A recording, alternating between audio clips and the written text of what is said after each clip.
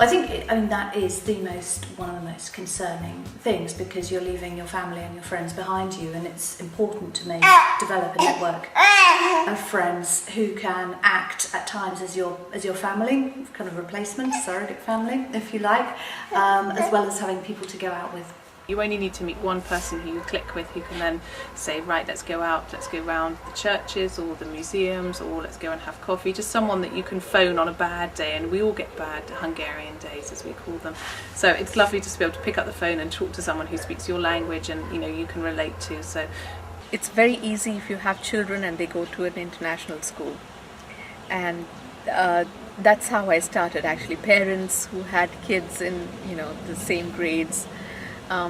That's how my initial contact started off.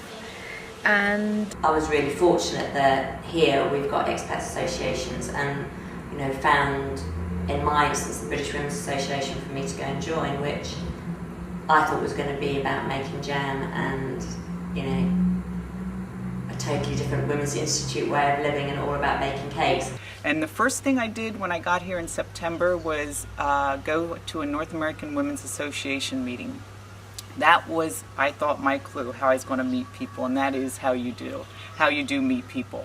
And I was very relieved when I turned up and found that there was a really broad mix of people, that people with new children, also people who'd worked before, people who hadn't worked before, people who had loads of expat postings, people that this was their first. So everyone was in a different situation, but actually you could just meet up with people and be able to talk to someone without having to explain yourself, because they understood you. And I met some Dutch people, and they said, oh, you have to come to the International Women's Club. It was already on Monday, I met them in the weekend. And well, I must say after that it went really fast. And through going to women's groups, I met a lot of people with a lot of different interests, and there's a lot of different clubs and associations you can belong to. And so for me, I just decided to try everything in the beginning and find out what I liked.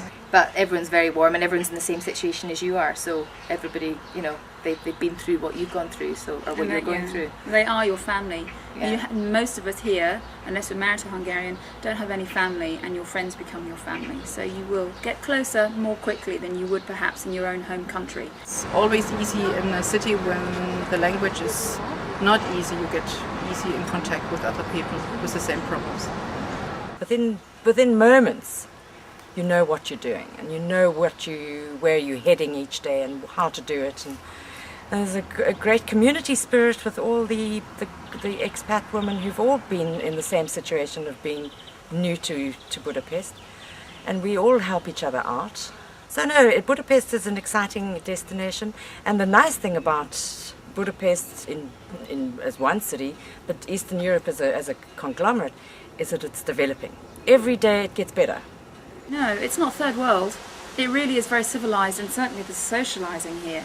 We have never had so much entertaining here as we have anywhere else. And it's been a great experience. It's everything that I thought it would be. I thought it would be challenging coming into it, so I think you just need to be realistic. But the challenges, the trade-off has been, we get to travel to all these really cool places.